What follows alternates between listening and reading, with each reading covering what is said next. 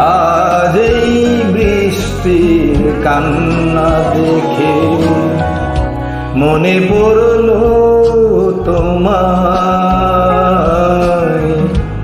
অশ্রু ভরা দুটি চোখ, তুমি ব্যথার কাজল মেখে লুকিয়েছিলে ওই মুখ। আজ এই বৃষ্টির কান্না দেখে মনে পড়লো তোমায়,